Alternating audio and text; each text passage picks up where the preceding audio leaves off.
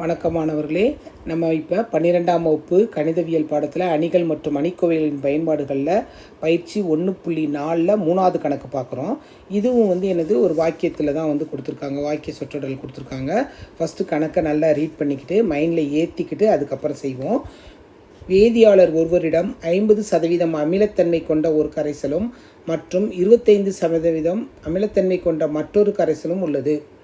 அவர் 10 litre கரைசலில் 40% அமிலத்தன்மை உள்ளவாறு ஒரு கரைசலை உருவாக்க இருவகை கரைசல்கள் ஒவ்வொன்றிலிருந்தும் எத்தனை லிட்டர் சேர்க்க வேண்டும் அப்படின்னா இதான் கணக்கு. ஓகேவா? இப்போ நம்ம முந்தின கணக்கில் என்ன செஞ்சோமோ அதே போல் இங்கேயும் என்ன செய்கிறோம், கொடுத்துருக்க சொற்றொடர்லேருந்து நம்ம XYன்னு எடுத்துக்கிறோம். ஃபஸ்ட்டு என்ன கொடுத்துருக்காங்க, 50% அமிலத்தன்மை கொண்டதை எக்ஸ்ன்னு எடுத்துக்கிறோம். 50% அமிலத்தன்மை கொண்ட கரைசல் எக்ஸ் என்க. அடுத்து எத்தனை சதவீதம், 25%. 25% அமிலத்தன்மை கொண்ட கரைசல் ஒய் என்க.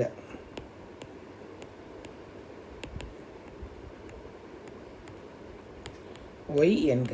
சரி, 2 கரைசல் எடுத்துட்டோம். இப்போ நம்ம என்ன செய்ய போகிறோம், சமன்பாடு அமைக்க போகிறோம். சமன்பாடு என்ன இருக்குது, ரெண்டும் சேர்ந்து எத்தனை லிட்டர் கரைக்கிறாங்க, 10 லிட்டர். ரெண்டு சேர்ந்து அப்போனா என்னது, first x plus y equal to 10 litre கரைச்சிட்டாங்க. ஆனால் அடுத்து என்ன கொடுத்துருக்காங்க, 10 லிட்டர் கரைசலில் 40% அமிலத்தன்மை உள்ளமாறு ஒரு கரைசல் உருவாக்க. இதுலேயும் ஒன்று என்ன செய்கிறாங்க, உருவாக்கணும்னு சொல்லிக்கிறாங்க. மொத்தம் எவ்வளோத்தில் 10 லிட்டர் அவங்களுக்கு தேவைப்படுது. ரெண்டு சேர்ந்து 10 லிட்டர் இருக்கணும்.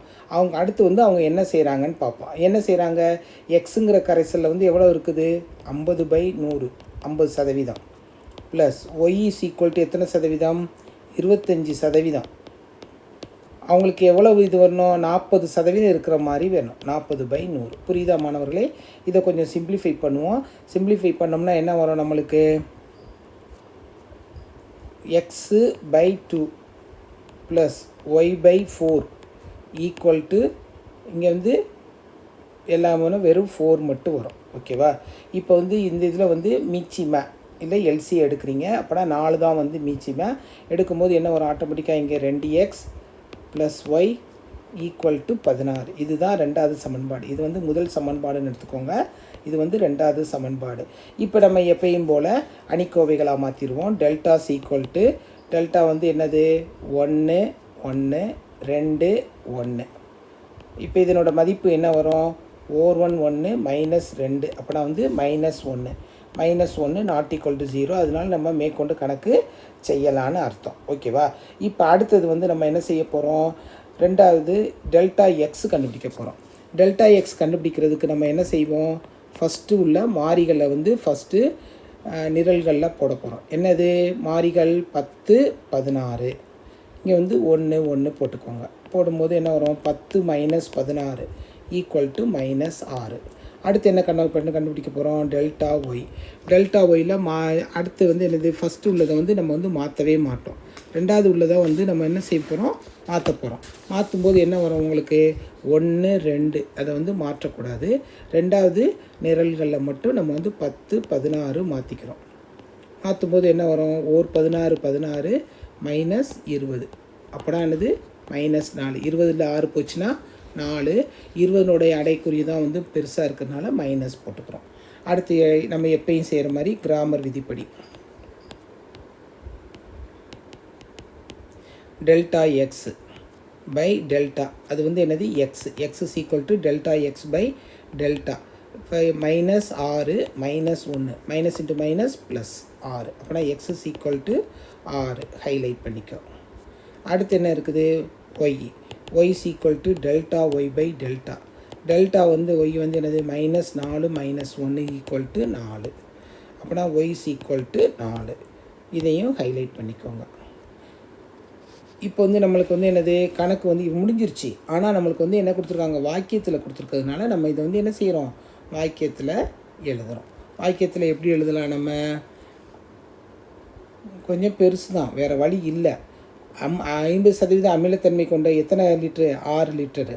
25% அமிலம் கொண்டது வந்து எத்தனை லிட்டரு? 4. அந்த கரைசலை சேர்த்தா தான் 40% அமிலம் கொண்ட 10 லிட்டர் கரைசல் தேவைப்படுது. புரியுதாம்மா? இப்போ வந்து என்னது 50, நீ ஃபுல்லாக எழுதணும்னு அவசியம் இல்லை, ஷார்ட்டாக எழுதிக்கோ. 50% அமிலத்தன்மை கொண்ட எத்தனை எக்ஸு? 6 லிட்டர் ப்ளஸ் 25% அமிலத்தன்மை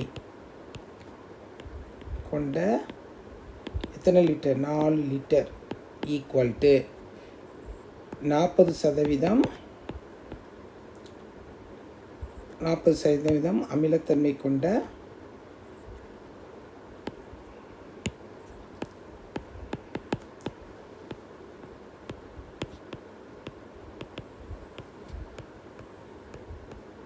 எந்த இது? 10 லிட்டர் கரைசல். புரியுதா? நீங்கள் எழுதினாலும் சரி, இல்லை இதோடு நிப்பாட்டினாலும் சரி. 50% அமிலத்தன்மை கொண்டது எத்தனை? இந்த 6 லிட்டர். அவங்க என்ன கணக்கு கேட்டிருக்காங்க? 10 லிட்டர் கரைசலில் எவ்வளவு வரும் தான் கேட்டிருக்காங்க. அதனால் அந்த சென்டென்ஸோடு முடிச்சிருங்க. புரியுதா மாணவர்களே? மிக எளிமையாக இருக்குது இல்லையா? வீட்டில் செஞ்சு பாருங்கள். கண்டிப்பாக மார்க் அதிகமாக எடுக்க சான்ஸ்